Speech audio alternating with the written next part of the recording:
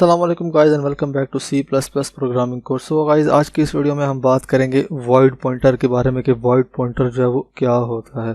So guys जो void pointer होता है वो एक पॉइंटर वेरिएबल होता है जिसके अंदर हम किसी भी तरह के जो वेरिएबल होता है उसका एड्रेस जो है वो स्टोर करवा सकते हैं। सो मेनली जब हम अपने प्रोग्राम के अंदर कोई पॉइंटर बनाते हैं वॉइड पॉइंटर को यूज़ किए बगैर, तो हम उसके अंदर उसी टाइप के वेरिएबल का जो है वो एड्रेस जो है वो स्टोर करवा सकते हैं। फॉर एग्जांपल हमने एक पॉइंटर बनाया है इंटीजर टाइप का, तो हम इसके अंदर जो है वो इंटीजर टाइप के कोई वेरिएबल का जो एड्रेस है सिर्फ वही जो है वो स्टोर करवा सकते हैं। फॉर एग्जांपल हमने कोई 100 वेरिएबल है हमारे प्रोग्राम के अंदर, तो अगर हमने उन सब के एड्रेस को पॉइंटर्स के अंदर जो है वो स्टोर करवाना है, मतलब हमने उनको पॉइंट करवाना है, तो उसके लिए हमें अलग से जो है वो 100 वेरिएबल जो है वो बनाने पड़ेंगे अलग अलग। मतलब कोई वेरिएबल है वो इंटीजर टाइप का, कोई कैरेक्टर टाइप का, तो उसके लिए हम जो है अलग अलग जो है वो पॉइंटर बनाने पड़ेंगे। लेकिन वॉइड पॉइंटर ये होता है जब हम किसी भी पॉइंटर के साथ वॉइड लिखते हैं तो उसके अंदर हम किसी भी डेटा टाइप के वेरिएबल का जो एड्रेस है वो स्टोर करवा सकते हैं।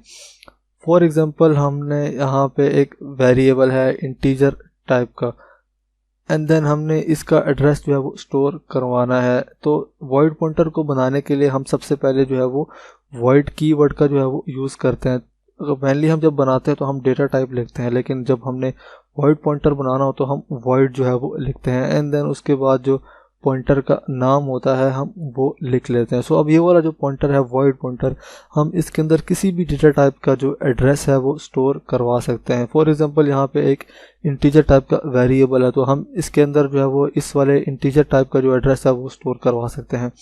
एंड देन इसके अलावा हमारे प्रोग्राम में एक कैरेक्टर टाइप का कोई वेरिएबल है, तो अब हम इस वाले पॉइंटर के अंदर ही इसी कैरेक्टर टाइप के वेरिएबल का एड्रेस जो है ये भी जो है इसके अंदर जो है वो स्टोर करवा सकते हैं। हमें हर डेटा टाइप के लिए अलग से जो है वो पॉइंटर बनाने की जो ज़रूरत है वो नहीं पड़ती। तो अब हम जो है वो इसको एक सिंपल से कोड के ज़रिए जो है वो समझते हैं। तो उसके लिए मैं विजुअल स्टूडियो कोड में चला जाता हूँ। सो गाइस तो यहाँ पे मैंने सिंपल से पहले से एक जो फाइल है वो बना के रखी हुई है। तो हम यहाँ पे जो है वो वॉइड पॉइंटर को यूज़ करके हम डिफरेंट तरह के डेटा टाइप्स के वेरिएबल का जो है वो एड्रेस जो है वो एक ही पॉइंटर वेरिएबल मतलब वॉइड पॉइंटर के अंदर जो है वो स्टोर करवाते हैं। तो सबसे पहले मैं डिफरेंट डेटा टाइप के वेरिएबल जो है वो बना लेता हूँ। तो मैं यहाँ पे सबसे पहले एक इंटीजर टाइप का वेरिएबल बना लेता हूँ, देन मैं इसको इनिशियलाइज करवा देता हूँ 10 से एंड देन इसके बाद मैं एक वेरिएबल बनाता हूँ फ्लोट टाइप का, इसका मैं नाम रख लेता हूँ f एंड देन इसको मैं कोई वैल्यू से जो है वो इनिशियलाइज जो है वो करवा लेता हूँ।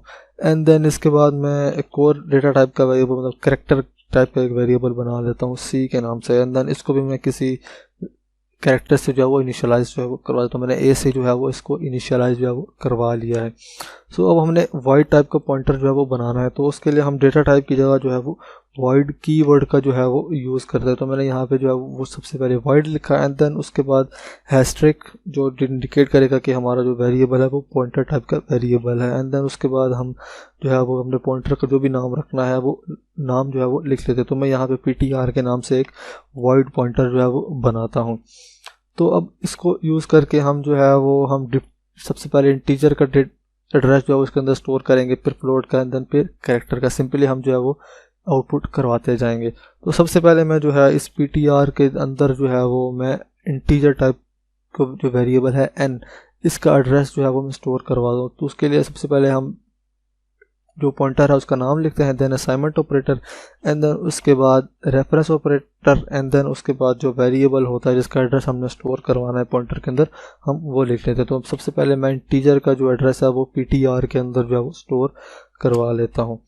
सो अब मैं सिंपली जो हमारी n की वैल्यू है और जो हमारा एड्रेस n का एड्रेस है वो मैं सिंपली जो है वो प्रिंट करवा देता हूँ। तो मैं इसके लिए यहाँ पे लिख लेता हूँ the value of n is and then यहाँ पे मैं वैल्यू जो है वो प्रिंट करवाता हूँ, देन यहाँ पे एंड l एंड देन उसके बाद अगली स्टेटमेंट में जो n का एड्रेस होगा मैं वो प्रिंट करवा लूँगा। तो मैं यहाँ पे लिखूँगा द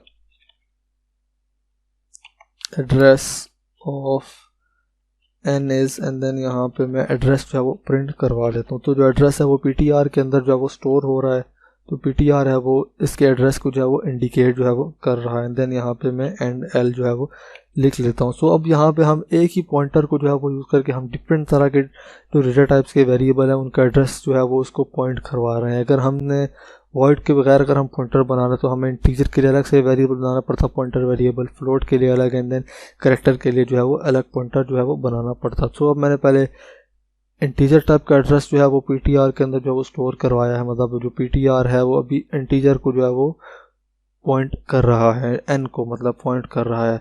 अब इसके बाद जो है वो मैं फ्लोट का जो एड्रेस है वो इस पॉइंटर वेरिएबल के अंदर जो है वो स्टोर करवाता हूँ। तो उसके लिए मैं सिंपली उसी तरह सबसे पहले पॉइंटर का नाम, फिर देन असाइनमेंट ऑपरेटर, देन फिर रेफरेंस ऑपरेटर, एंड भी जिसको हम बोलते हैं, देन उसके बाद जो वेरिएबल है उसका नाम लिख लूँगा।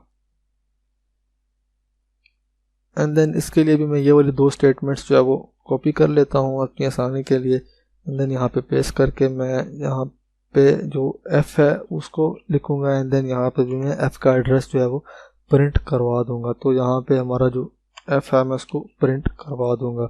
सो अब इसके बाद जो है हमारा तीसरा वेरिएबल जो बच गया है वो है कैरेक्टर टाइप का। तो कैरेक्टर के लिए भी मैं ptr इक्वल्स यहाँ पे रेफरेंस ऑपरेटर, एंड देन उसका जो वेरिएबल का नाम है वो लिख लूँगा। एंड देन उसी तरह मैं बाकी स्टेटमेंट्स के ज़रिए जो है वो दोनों स्टेटमेंट्स के ज़रिए उसकी वैल्यू जो होगी एंड देन उसका एड्रेस जो वो प्रिंट करवा लेता हूँ। तो यहाँ पे c एंड देन यहाँ पे c में लिख लेता हूँ। सो अब मैंने जो है सबसे पहले जो है वो मैंने इंटीजर टाइप का जो एड्रेस है n का वो मैंने ptr को जो है वो असाइन कर रहा है, मतलब सबसे पहले ptr जो है वो इसको कर रहा है पॉइंट।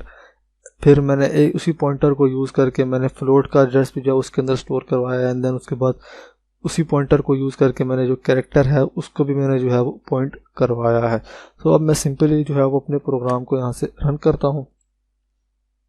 टर्मिनल को मैं थोड़ा बड़ा कर लेता हूँ। तो यहाँ पे देख सकते हैं कि सबसे पहले हमें जो इंटीजर की वैल्यू है वो प्रिंट हुई, एंड देन उसका जो एड्रेस है वो हमें यहाँ पे प्रिंट हुआ। फिर उसी तरह फ्लोट की वैल्यू, एंड देन फ्लोट का एड्रेस, एंड फिर उसकी कैरेक्टर की वैल्यू, एंड देन जो कैरेक्टर का एड्रेस है वो यहाँ पे हमें प्रिंट हुआ मिल गया। सॉरी, मैंने यहाँ पे मेरे ख्याल से कैरेक्टर की वैल्यू प्रिंट नहीं करवाई, यहाँ पे मुझे c लिखना चाहिए था।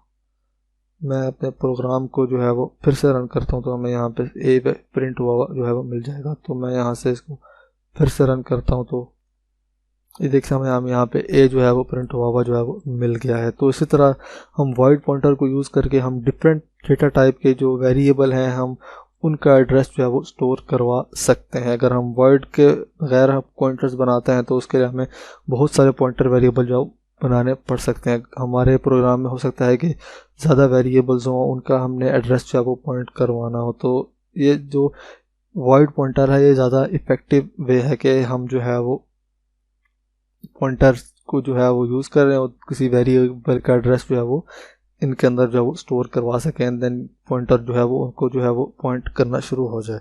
सो आई होप कि आपको वॉइड पॉइंटर का कॉन्सेप्ट जो है वो समझ आ गया होगा। सो आज की वीडियो के लिए इतना ही, मिलते हैं नेक्स्ट वीडियो में।